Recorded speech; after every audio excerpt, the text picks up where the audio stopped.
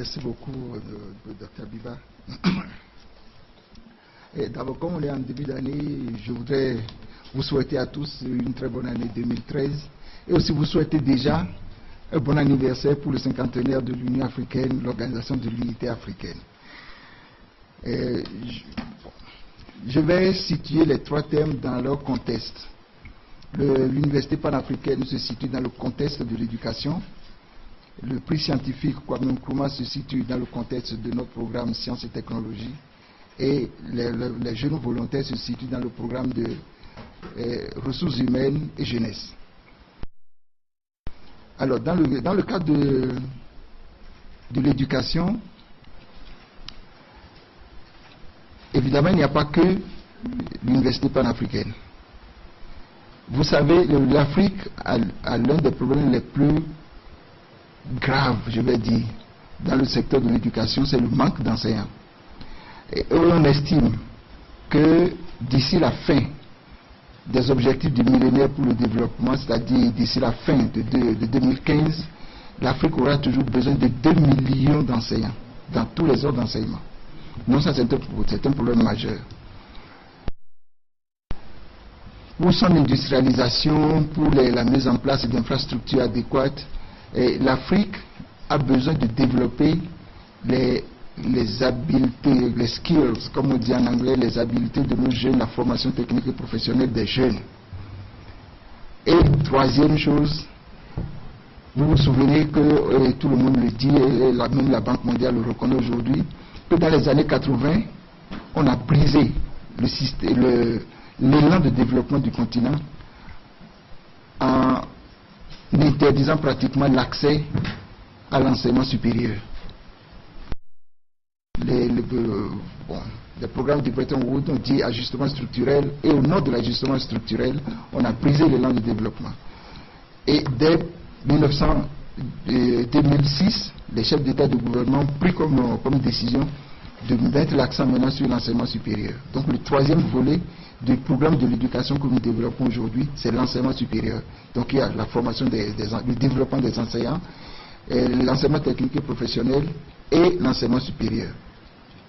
Je vais me focaliser maintenant donc sur l'enseignement supérieur.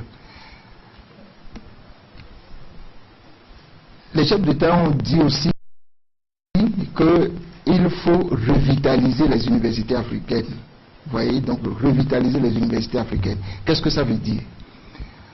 Et on a réfléchi, on dit, mais comment on peut revitaliser les universités africaines sinon essayer de les mettre en réseau pour travailler ensemble? C'est l'idée qui est à la base de l'université panafricaine. Alors aujourd'hui, l'université panafricaine se veut donc un réseau de 5 instituts basés dans les 5 régions géographiques de notre continent, chaque institut développant une thématique bien définie. Alors, la configuration donc de l'université africaine aujourd'hui se présente comme suit. Il y a les sciences de base, la technologie et l'innovation, qui est logée à Nairobi au Kenya, à l'université Jomo Kenyatta, pour l'agriculture et la technologie au Kenya. Deuxième institut, c'est la gouvernance, les humanités et les sciences sociales, qui est logé à l'université de Yaoundé 2 au Cameroun. Le troisième institut, c'est les sciences de la vie et de la terre. Quand je dis globalement sciences de la vie et de la terre, j'entends tout ce qui est lié à la santé, à l'agriculture. Et cet institut est logé à l'université d'Ibadan au Nigeria. Quatrième institut, c'est l'institut des sciences de l'eau et de l'énergie, qui inclut le changement climatique, qui est logé à l'université de Tlemcen en Algérie, pour la région nord. Et enfin, les sciences et technologies de l'espace pour la région australe. Alors, nous continuons d'avancer, quand bien même vous avez remarqué que les sciences de l'espace ne sont pas encore clairement logées dans un pays. Nous continuons d'avancer parce que, au-delà des 5 instituts que j'ai nommés et que nous pouvons considérer pour faciliter les choses comme des facultés de cette université panafricaine, seront rattachés jusqu'à une dizaine de centres que nous appelons centres satellites. pour déjà nous familiariser avec les sciences de l'espace, que nous appelons les centres satellites. Alors, jusque-là, nous n'avons rien fait encore pour les centres satellites. Alors, on va lancer, on a déjà sélectionné 4 centres satellites qui vont démarrer leurs activités à la fin, au mois de septembre. Il s'agit de l'université, un centre satellite à l'université d'Addis Ababa, ici, en Éthiopie, et un autre à l'université Makerere, en Ouganda. Ces 2 centres satellites sont reliés à l'Institut des sciences de base, technologie et innovation à Nairobi. Et l'université Cheikh Anta Diop, il y aura un centre satellite là, à Dakar, et un autre centre satellite à l'université d'Abomey-Calavi au Bénin.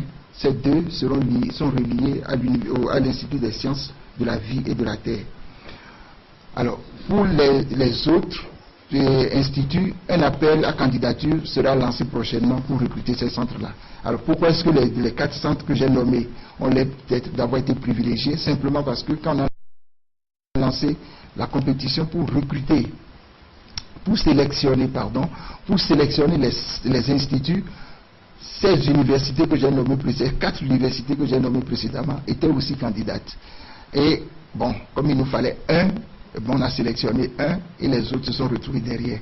On a dit, mais par esprit d'équité, ils étaient brillants, ils n'étaient pas les derniers de la classe, on va les promouvoir sous forme de centre satellite pilote. Alors, maintenant nous avons donc commencé l'opérationnalisation de cette université panafricaine. En juillet 2012, les chefs d'État et de gouvernement ont pris la décision de nous autoriser à opérationnaliser l'université panafricaine en recrutant les premiers étudiants. C'est vrai, on avait déjà lancé le processus de recrutement avant de recevoir l'autorisation. C'est comme ça toujours que les choses se passent si on veut bousculer les structures en place. Donc, nous avons été autorisés en juillet et en septembre, nos étudiants, en septembre, normalement, nos étudiants auraient dû être sur le terrain. Finalement, c'est en novembre, le 12 novembre, que la première entrée universitaire de l'université panafricaine a eu lieu avec 193 étudiants répartis sur les 3 sites qui étaient déjà opérationnels, à savoir le Nairobi, où il a été recruté 70 étudiants, Ibadan, il a été recruté 43 étudiants, et à l'université de Yaoundé 2, où nous avons recruté 80 étudiants. Au total, ça fait 193. D'après nos prévisions, on aurait dû en recruter plus, mais on a mis la barre assez haute, je crois, en termes d'excellence. Nous avons eu environ 750 dossiers, et dans les 750 dossiers, nous n'avons pu retenir que 193. Bon, nous nous sommes retrouvés brutalement devant une situation. Il y a eu des handicapés, il y a eu des dames qui sont arrivées en grossesse. Bon, toute cette catégorie de personnes, les appelons des personnes ayant des besoins spécifiques. Donc, on a pris des dispositions pour que les femmes puissent accoucher dans de très bonnes conditions tout en continuant leurs études, et que les handicapés puissent être assistés en continuant leurs études dans de très bonnes conditions. Alors, quels sont les programmes qui sont offerts aujourd'hui? Au niveau de l'université de Yaoundé 2, nous avons un programme en gouvernance, en intégration régionale, et un autre programme qui a démarré en traduction et interprétation. À l'université au Kenya, au Jomo Kenyatta, nous avons 4 programmes, un programme en mathématiques, un programme en génie électrique, un programme en génie civil et un programme en biologie moléculaire et biotechnologie. Comme je le disais plus haut, les cours dans ces 2 instituts ont démarré depuis le 12 novembre.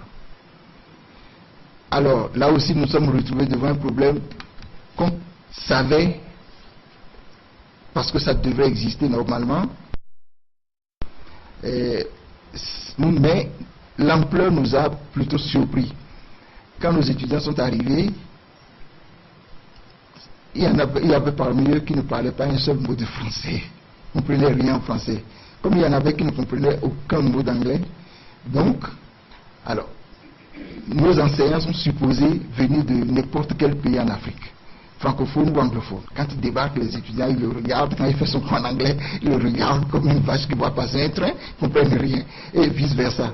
Bon, donc nous avons dit, ça c'est un problème sérieux, et désormais, nos étudiants, dès qu'ils arrivent, ils vont être formés pour les deux langues, indifféremment, que tu sois francophone ou anglophone, vous faites les deux langues de manière à ce qu'au bout de 6 mois, vous soyez capable d'être totalement bilingue en anglais et en français. Ça, c'est une des caractéristiques que nous nous efforçons de retenir. Alors, maintenant, le 4e institut va démarrer en Algérie au mois de septembre. Tout est en place, les curricula sont élaborés et nous allons donc commencer.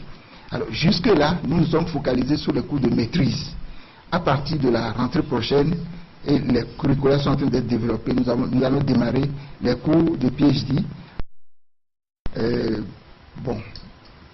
notamment à Yaoundé pour les formations en sciences sociales, gouvernance et humanité, et à Tlemcen en ce qui concerne le secteur de l'eau et de l'énergie.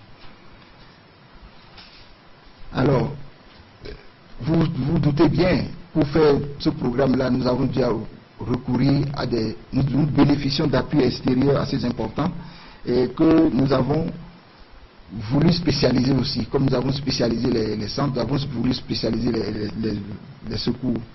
Alors, nous avons donc sur chacun des instituts sélectionné un lead thématique partner, un partenaire principal. Pour l'université de Yambé, par exemple, c'est la Suède, avec son programme SIDA qui nous assiste. Pour le programme d'Ibadan, en sciences de la vie et de la terre, c'est l'Inde. Pour le programme des sciences de base, technologie et innovation, c'est le Japon. J'ai oublié qui? Je n'ai oublié personne. Non, ok. Alors, il est important ici de remarquer que depuis le début, depuis que nous avons commencé à parler de cette université panafricaine, à savoir depuis mi-2008, c'est-à-dire dès que la commission qui vient de terminer son mandat là s'est installée, on a commencé à parler de ça. L'Union européenne s'est montrée très motivée, nous a suivis pas à pas et nous suit toujours. Alors la Banque africaine de développement aussi est l'un de nos partenaires privilégiés dans ce domaine, et l'Allemagne qui suit la mise en place de tout le système. Alors j'ai parlé des instituts, mais une fois qu'on a les instituts, puisque l'université panafricaine est une université, donc il nous faudrait un rectorat. Alors nous avons mis en place, en attendant que les structures définitives soient en place, nous avons créé un comité de pilotage qui est formé de tous ceux qui peuvent être intéressés comme force vive pour cette université, en dehors de la commission. Et il y a des ONG, il y a des académiciens, non, et il y a des académiques, des professeurs d'université, des chercheurs qui sont là-dedans, qui suivent le système avec nous. Il y a un comité, une unité de gestion de ce projet qui est composé de 4 enseignants assez matures et un comité, une petite équipe de deux conseillers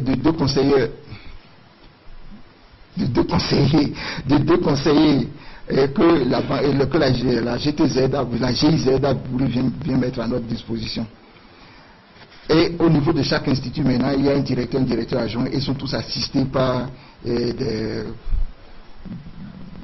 experts en finance, des experts en administration. Voilà là où nous en sommes avec l'université panafricaine. Maintenant, j'arrive à ma deuxième préoccupation, c'est la science et la technologie. Là, je n'ai pas grand-chose de nouveau à vous dire, je vais vous rappeler simplement ce que vous connaissez déjà. L'un de nos programmes phares dans ce secteur, c'est le programme des prix scientifiques Kwame Nkrumah. Alors, l'objectif, c'est quoi? L'objectif, c'est toujours de mettre l'accent sur le développement scientifique du continent, et à travers le développement scientifique, le développement économique et social. Alors, nous avons donc organisé ce prix à 3 niveaux. il y a le niveau national, le niveau régional et le niveau continental. Alors, au niveau régional, au niveau national d'abord, c'est des jeunes, et quand j'entends par jeunes, des jeunes de moins de 40 ans, donc la plupart d'entre vous dans cette salle. Donc, et nous mettons une enveloppe de $5 000 pour chaque prix à la disposition de chaque pays, pour que le pays organise dans les deux secteurs que nous avons distingués, à savoir le secteur de la science de la vie et de la terre et le secteur des sciences de base, technologie et innovation. Ils organisent le concours eux-mêmes. Nous avons souhaité que ce concours soit organisé soit par une académie nationale, soit par le conseil de recherche scientifique du pays. Et une fois qu'ils ont sélectionné les candidats, nous, on envoie simplement une enveloppe, 2 enveloppes dans chaque pays, donc aux 2 gagnants, s'il y en a 2, parce que quelquefois il n'y a qu'un seul, où ils organisent seulement dans un domaine et pas dans l'autre, etc. Et on reçoit le prix. Donc nous n'intervenons pas. Et cet exercice est co-organisé avec nous par l'Académie du monde en développement, l'Académie des sciences du monde en développement. Au niveau régional, le prix concerne uniquement les femmes. Dans nos 5 régions géographiques, nous organisons à travers les communautés économiques régionales, mais pas les 8, mais uniquement des localités dans les régions géographiques, ce prix pour les femmes, uniquement les femmes, et dans les 2 secteurs de sciences, sciences de la vie, sciences de la terre, sciences de base, technologie et innovation. Alors, là aussi, nous n'intervenons pas au niveau de l'organisation, nous avons une règle commune pour tout le monde, mais nous n'intervenons pas dans l'organisation, c'est les communautés économiques régionales qui organisent les prix. Nous, on attend simplement qu'on nous envoie le nom des gagnantes et nous envoyons à chacune des gagnantes une enveloppe de $20 000. Et enfin, nous avons, oui, et là, c'est vraiment le prix même, quoi. Il y a le prix scientifique continental.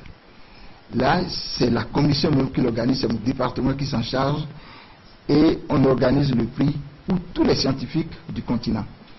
À la dernière édition, nous avons reçu 58 candidatures. Également pour les 2 secteurs, sciences de base, sciences de la vie et de la terre.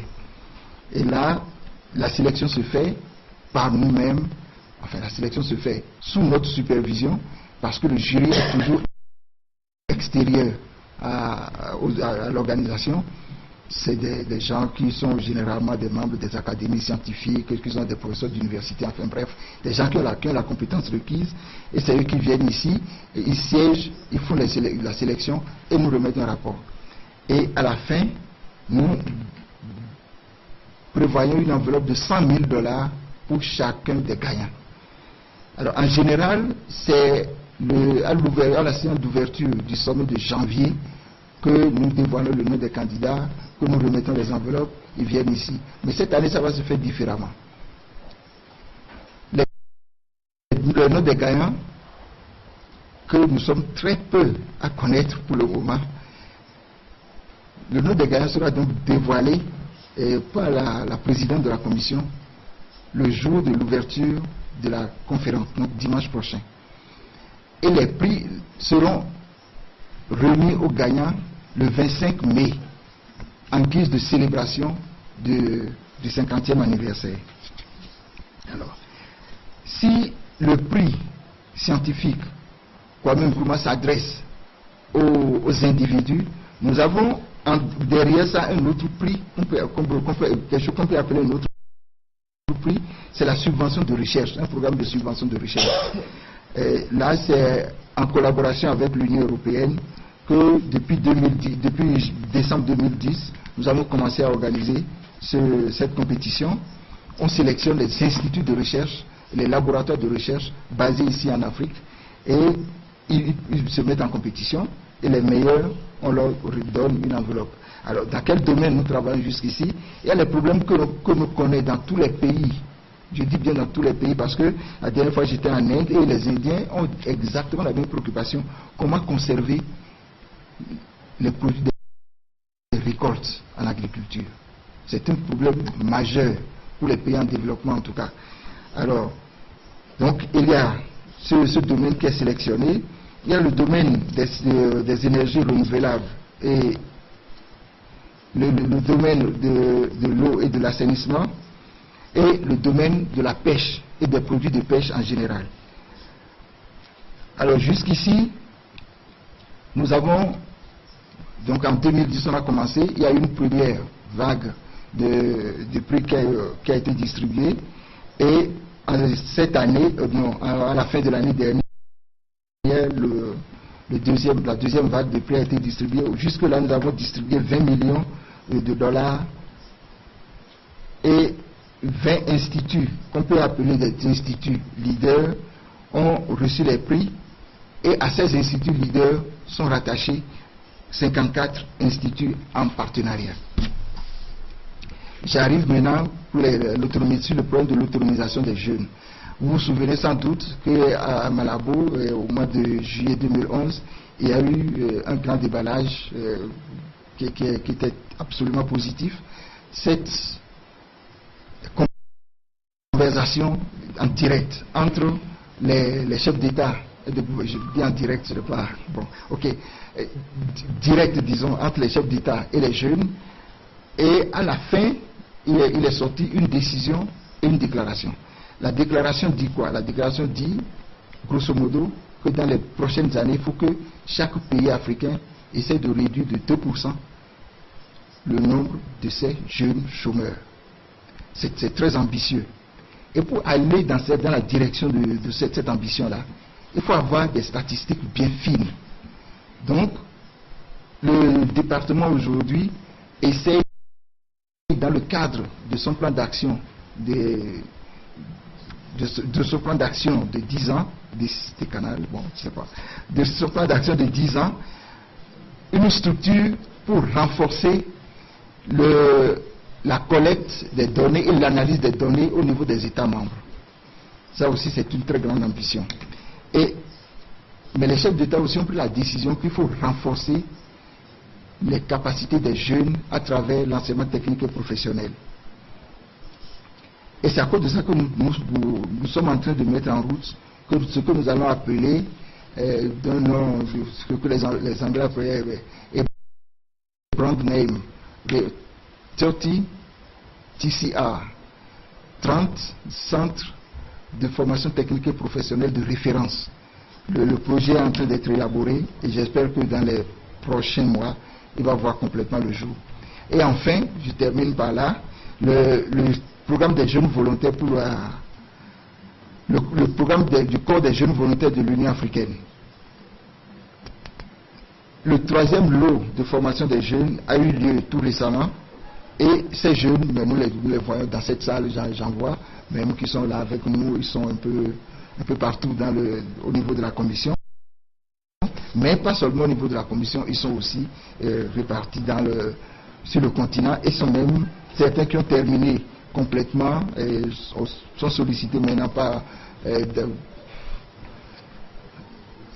des partenaires dans le cadre d'échanges d'expériences de jeunes. Il y a eu un lot qui va partir au Japon très prochainement dans ce cadre-là pour les ouvrir à d'autres perspectives, les ouvrir à d'autres horizons que le seul horizon africain. Voilà donc ce que je peux dire très rapidement. Et le test est en anglais, donc je ne ferai pas de jaloux, il sera distribué, vous sera distribué tout à l'heure. Merci. Merci.